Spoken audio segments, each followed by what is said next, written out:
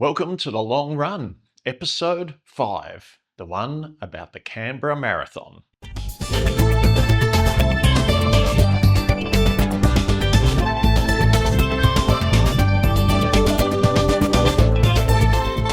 First, technical details. I had some problems with my Insta360 Go version 2. I don't think it's an issue with the Go 2 itself, but more likely operator error. I was running, and I didn't have my reading glasses on, so I sort of half guess what the microscopic display is telling me about the connection status and recording status. So it worked well for the first half, but then I completely failed to get it to record anything in the whole second half of the marathon. So I'll share some of the footage to distract you, around the place from whatever it is I'm rambling on about in the course of this video. Okay, the marathon starts out the front of Old Parliament House in Canberra, former seat of Australian democracy. Yes, Australia is still a democracy, unlike that formerly great nation in the Northern Hemisphere. You know the one I mean. In fact, in just a few short weeks, on the day before the Sydney Hoka Half Marathon for 2025, if I have my dates right, we Aussies get to exercise our democratic rights once again and enjoy a democracy sausage. On that topic, please note that the correct form of democracy sausage is with onion and tomato sauce on a slice of fresh white bread. None of that barbecue sauce, not on a roll that overloads the delicacy with carbs. Barbecue organisers, take note. Last time I had to bring my own slice of bread. That's not acceptable. But back to the Canberra Marathon for 2025. 2,453 runners completed the marathon in times ranging from 2 hours 30 minutes and 8 seconds to 7 hours 11 minutes 34 seconds. For full disclosure, I did not record either of those times. The median time, that is, for the less mathematically inclined, the time any runner was most likely to finish, was 4 hours 7 minutes and 19 seconds.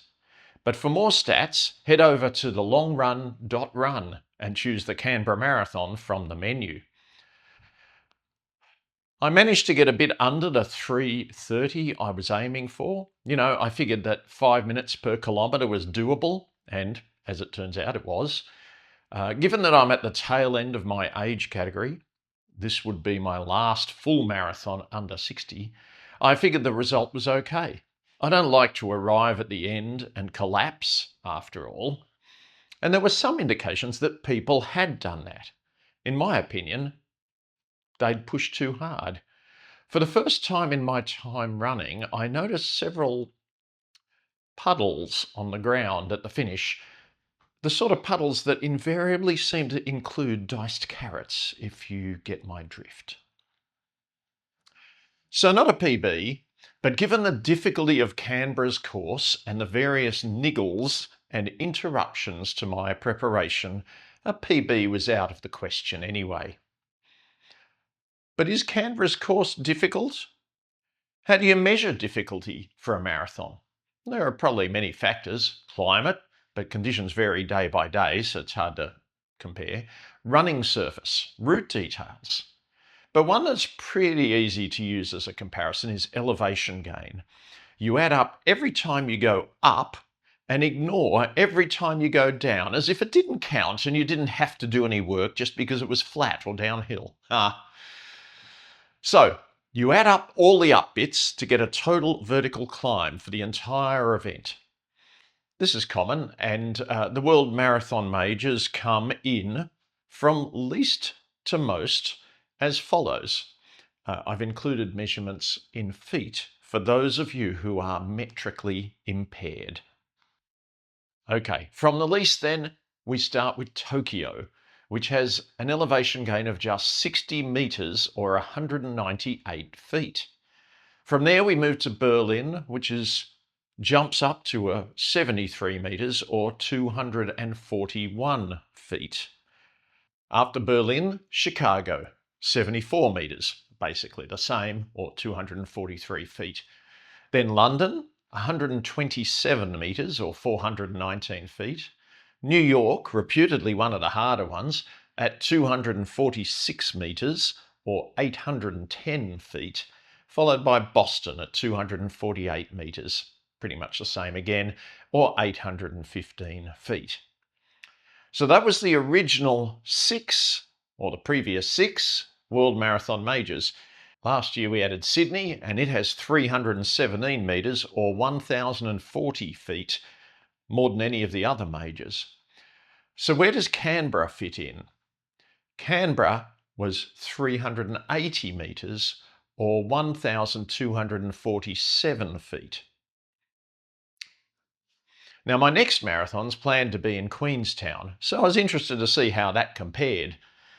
Queenstown has an elevation gain of 443 metres or 1,453 feet. It's worse than all the others, even though it starts at a higher altitude than it finishes. But then again, at one point I thought of doing a marathon in Snowdonia, based entirely on how picturesque it looks in all the photos I've seen. But what was its altitude gain?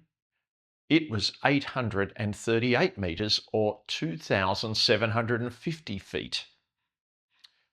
Well, guess what, Snowdonia? Your marathon is cancelled. Anyway, Canberra has over 6 times the elevation gain of Tokyo and more than any of the World Marathon Majors. This is probably not the course for a PB even under ideal conditions. And that's not all. Distance, 42.195 kilometres, right? No. 42.7 kilometres according to Garmin, and judging by the beeping of other Garmins on other arms around me, my measurement wasn't an outlier or a mistake. So we all ran about an extra 500 metres, 1,640 feet, or over 2 minutes beyond the time it actually took to finish a marathon distance. What's left to say? Well, the weather was good, if not verging on a little warm towards the end of the run. I covered myself in sunscreen before the start, but didn't actually see any sun until about 35k in. But it did start warming up when the sun did come out. The forecast was for a max of about 27 degrees Celsius or 80 Fahrenheit, or 300 Kelvin if you want it to really sound hot. So the slower you ran, the more of the heat you had to tolerate.